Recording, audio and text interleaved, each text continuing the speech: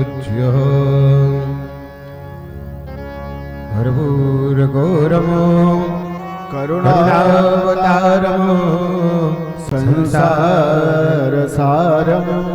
भुजगेन्द्रहारं सदा वसन्तं हृदयारविन्दे भवं भवानी सहितं नमः। श्री भागवत भगवान की आरती, पापियों को पाप से है तारती। श्री भागवत भगवान की है आरती, पापियों को पाप से है तारती। भागवत भगवान की है आरती, पापियों को पाप से है तारती। श्री भागवत भगवान की है आरती, पापियों को पाप से है तारती। ये अमर ग्रंथ है मुक्ति पंथ है, पंचम वेद निराला नव ज्योति जगाने वाला। ये अमर ग्रंथ ये मुक्ति पंथ ये पंचम वेद निराला नव ज्योति जगाने वाला। हरि नाम यही हर दान यही, हरि नाम यही हरि धाम यही। जग के मंगल की आरती, पापियों को पाप से है तारती। श्री भागवत भगवान की है आरती, पापियों को पाप से है तारती।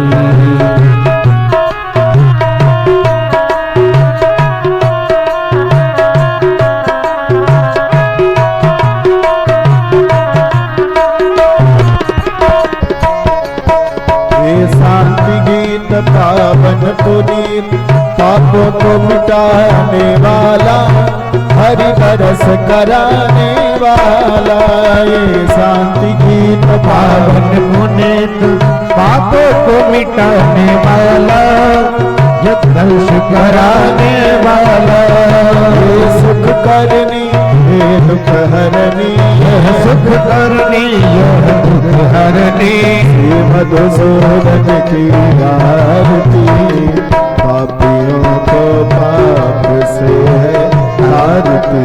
श्री भागवत भगवान की है आरती, पापियों को पाप से है आरती।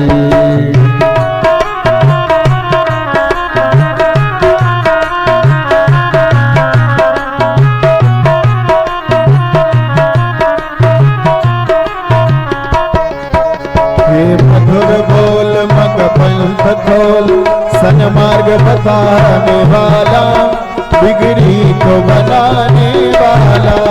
ये मधुर बोल भगवंत खोल सन्मार्ग दिखाने वाला, बिगड़ी को बनाने वाला। श्री राम यही घनश्याम यही, श्री राम यही घनश्याम यही। राजा राम यही घनश्याम यही, राजा राम यही घनश्याम यही। प्रभु के महिमा की आरती, पापियों को पाप से है आरती। श्री भागवत भगवान की है आरती, पापियों को पाप से है आरती। गुरु गौरम करुणावतारम, संसार सारम भुजगेन्द्रहारं, सदा भवानी सहितं नमामि। ओम देवो शांतिरंतरिक्षो शांतिः, पृथ्वी शांतिरापः शांतिरोगतयः शांतिः, वनस्पतयः शांतिर्विश्वे देवाः शांति ब्रह्म शांति सर्वगो शांतिः शांतिरेव शांतिः सामा शांतिरेधिः। सुशांतिर्भवतु सर्वारिष्ट शांतिर्भवतु, द्विपदे चतुर्पदेषु शांतिर्भवतु। श्री राधा सर्वेश्वराय नमः। नीराजनं समर्पयामि। आरार्ति दर्शनं जनेन शीतलीकरणं कुसुमाञ्जलिम् आदाय।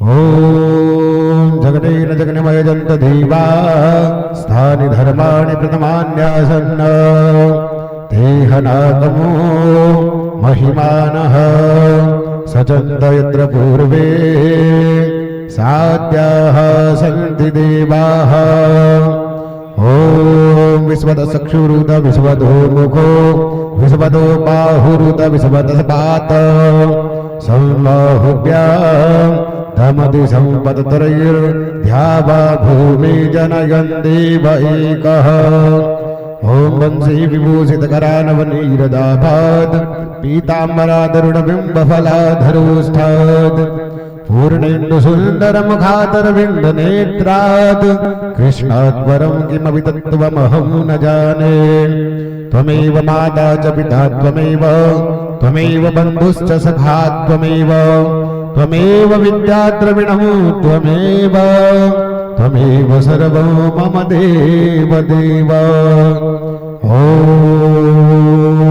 नारायणाय विद्महे वासुदेवाय धीमहि तन्नो विष्णुः प्रचोदयात् नानासुगन्धिपुष्पाणि यथा कालोद्भवानि च पुष्पाञ्जलिर्मया दत्तो गृहाण परमेश्वरः मन्त्रपुष्पाञ्जलिं समर्पयामि।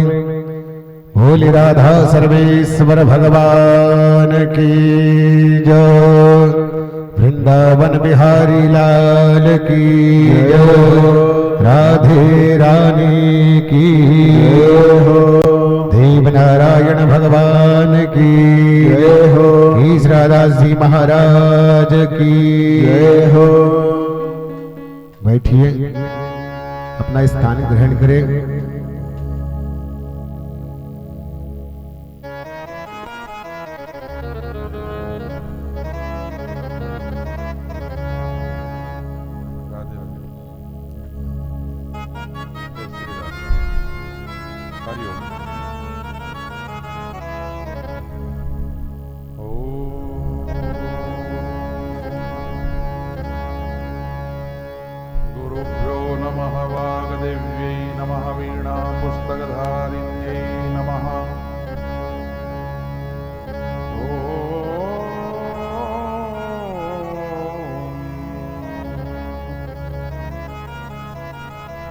नमः परमहंसास्वादितचरणकमलचिन्मकरन्दाय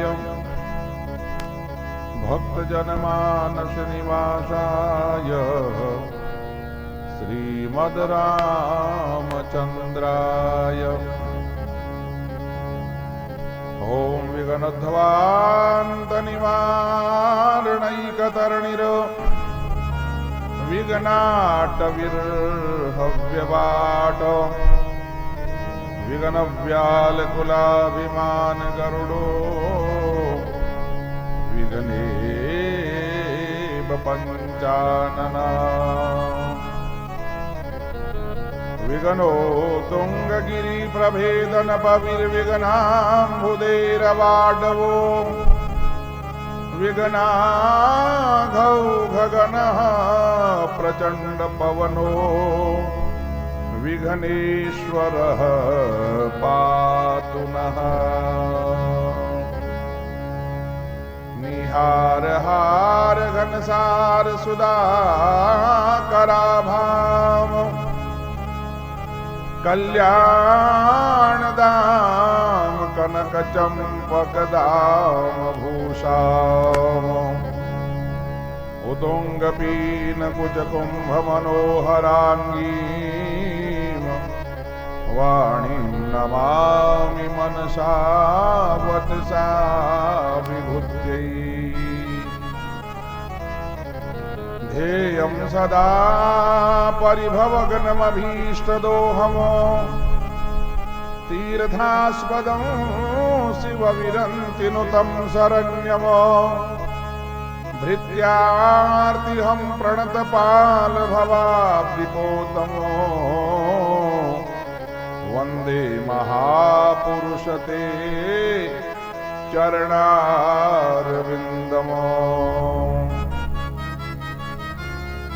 वंशी विभूषितकरान्नवनीरदाभात् पीताम्बरादरुणबिम्बफलाधरोष्ठात् पूर्णेन्दुसुन्दरमुखात् अरविन्दनेत्रात् कृष्णात् परम किमपि तत्त्वमहं न जाने।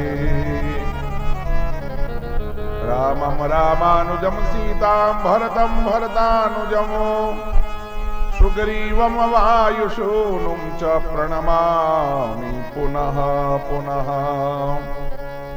हनुमन्तं महावीरं वायुतुल्यपराक्रमं मम कार्यार्थम् आगच्छ प्रणमामि पुनः पुनः।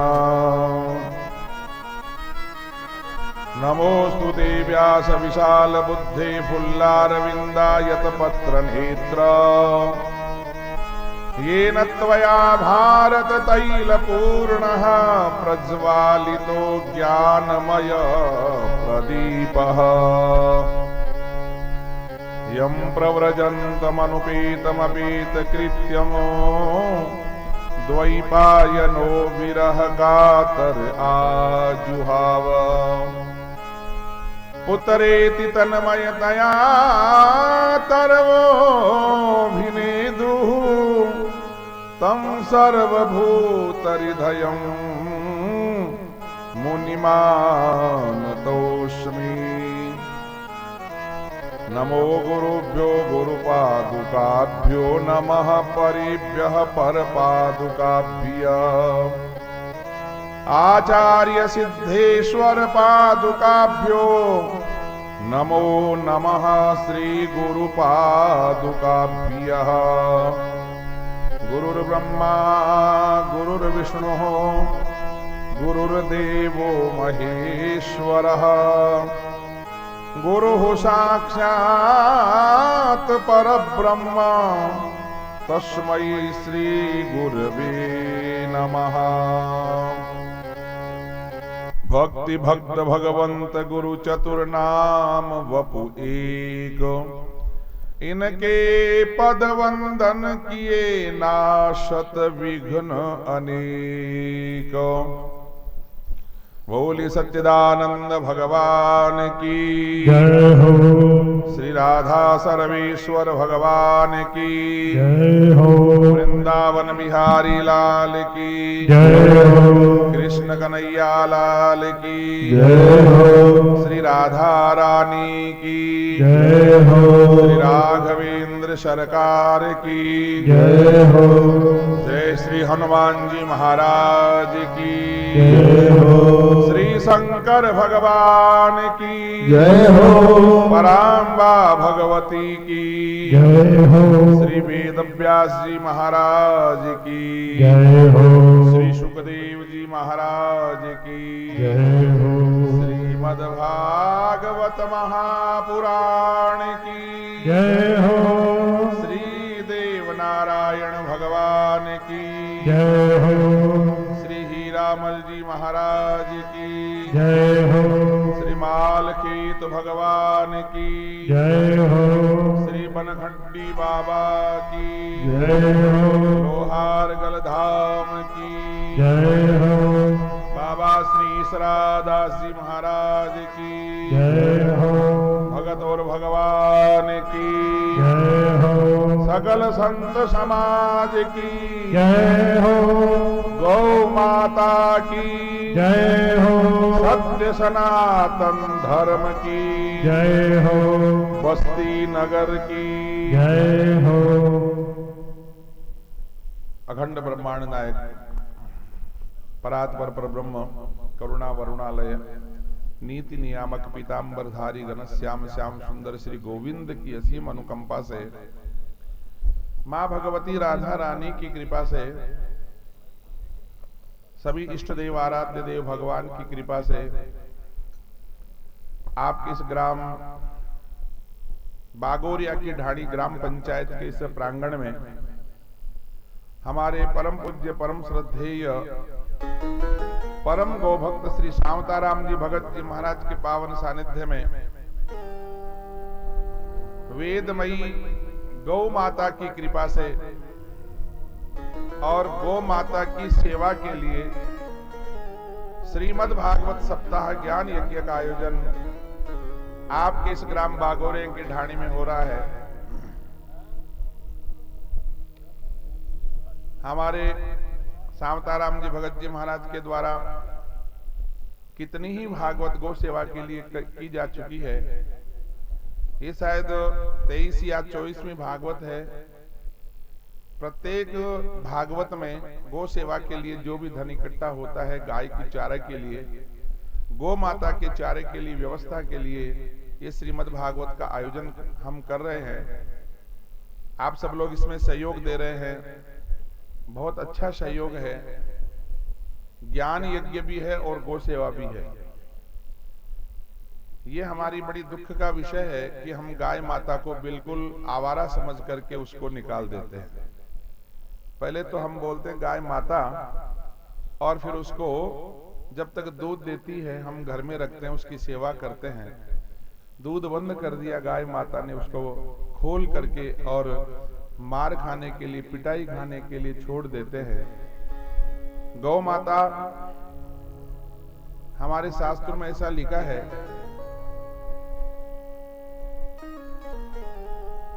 तुलसी वृक्ष न मानिए गैयन मानिए ढोर। तुलसी को कभी वृक्ष मत मानो। तुलसी कोई वृक्ष नहीं है। तुलसी माता की सेवा करते हैं, तुलसी माता में जल भी डालते हैं, अगरबत्ती लगाते हैं, पूजा करते हैं। और कार्तिक के महीने में तो माता बहनें तुलसी की बहुत पूजा करती है। तुलसी जी का विवाह किया जाता है, होता है कि नहीं तुलसी विवाह? क्यों? उसको भी मां मान करके, देवी मान करके। इसलिए तुलसी कोई वृक्ष नहीं है। तुलसी को कभी वृक्ष मानना भी नहीं चाहिए। तो फिर क्या है, सुनो। तुलसी वृक्ष न मानिए और गई न मानिए ढोर। गाय को पशु मत मानो। गाय कोई पशु नहीं है। हाँ, गाय को हम माँ का, देवताओं की माँ है, वेदों की जननी है। और इसलिए गाय माता कोई सामान्य पशु नहीं है। और विप्र न मनुजन मानिए, ब्राह्मण को मनुष्य मत मानो। ये तीनों ही नंद किशोर, ये भगवान साक्षात नंद किशोर वन भगवान श्री कृष्ण के स्वरूप हैं। तुलसी भी भगवान कृष्ण के स्वरूप है, गाय माता भी भगवान कृष्ण का ही स्वरूप है, और ब्राह्मण देवता भी कृष्ण का स्वरूप है। इसलिए गाय को मां मान करके उनकी सेवा करनी चाहिए। जैसे कैसे भी बन पड़े, अपने यथाशक्ति गाय माता की सेवा करो। गाय माता खुली छोड़ देते हो और उसकी, गाय माता की इतनी दुर्दशा होती है भाई, देखा नहीं जाता आंखों से। कई जगह तो ऐसी होती है, उस पर गर्म पानी डाल देते हैं, कई खेतों में चली जाती है, भूख के मारे क्या करे। कोई उसको काट देते हैं, पैरों को काट देते हैं, कोई तारों से कस करके बांध देते हैं, मर जाती है तड़प तड़प करके। ये हमारा दुख का विषय। हम कहने को तो कहते हैं हिंदू हैं, लेकिन हम हिंदू किसे कहते हैं? जिसके घर में गाय होती है वही सच्चा हिंदू है। हाँ, गाय माता की सेवा करे, अतिथि ब्राह्मण साधु से सेवा करे, ठाकुर जी की सेवा करे, भगवान को माने, अपने धर्म को माने। सच्चा धर्म तो हमारा हिंदू धर्म यही है कि जी हम गाय को अपने घर में रखे, गाय माता की सेवा करें। जिसके घर में गाय नहीं है, हिंदू कहने में शर्म आती है। हिंदू वही है जो गाय की सेवा करे। हिंदू वही है जो गाय माता को घर में रखे। और कई लोग तो गाय माता को ऐसे भी शब्दों से प्रयोग करते हैं, गाय आवारा पशु। अब बताओ, आवारा थोड़ी है गाय। पहले तो हम माँ बोल देते हैं, फिर उसको आवारा और बोलते हैं। हमारे द्वारा छोड़ी गई गाय को हम आवारा बोल करके उसको संबोधित करते हैं। बड़ा दुख का विषय है। इतनी संतान होते हुए भी माँ आवारा कैसे हो सकती है? हम गाय माता की संतान हैं। और इतनी संतान होते हुए भी हम गाय को आवारा कह करके संबोधित करते हैं, ये बड़ा दुख का विषय है। इसलिए गाय माता की सेवा करनी चाहिए। और सुनो, हम आगे कथा सुनेंगे, 10वें स्कंद में गाय माता का बहुत बड़ा भारी महत्व आएगा। भगवान ने अवतार लिया गाय माता के लिए, राम जी का अवतार हुआ गो सेवा के लिए। भगवान कृष्ण ने तो गायें चराई है, गोचारण किया भगवान कृष्ण ने तो गाय माता की सेवा के लिए भगवान कृष्ण का अवतार हुआ। कलयुग में भी हमारे जितने भी लोक देवता हैं, हमारे देव नारायण भगवान गाय माता की सेवा गोचारण किया। तेजा जी महाराज गोचारण, गायें चराने का काम किया है। ये हमारे सारे लोक देवता गाय की सेवा करके देवता बने हैं। गाय माता की सेवा करेगा वो देवता बन जाएगा। इसलिए अगर हमसे पालन पोषण में नहीं होता है तो हमारे से जितनी शक्ति बन पड़े, गाय माता की सेवा तो हमको करनी चाहिए। चलो बोलिए गौ माता की। कल के पावनतम कथा प्रसंगों में आपने सुना था, राजा परीक्षित को श्राप लगा, ऋषि का श्राप लगा, 7वें दिन तुमको जो है तक्षक नाम का सर्प आएगा और तुमको काटेगा, 7वें दिन तुम्हारी मृत्यु हो जाएगी।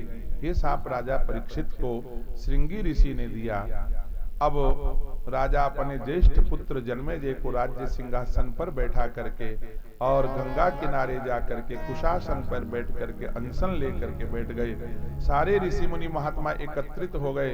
उसी समय सुखदेव जी महाराज का आगमन हुआ। राजा परीक्षित ने सुखदेव जी से भी यही प्रश्न किया, हे गुरुदेव, म्रियमाणस्य किम कर्तव्यम, मरने वाले को क्या करना चाहिए, ये प्रश्न किया। इसी प्रश्न का उत्तर सुखदेव जी ने दिया श्रीमद् भागवत महापुराण।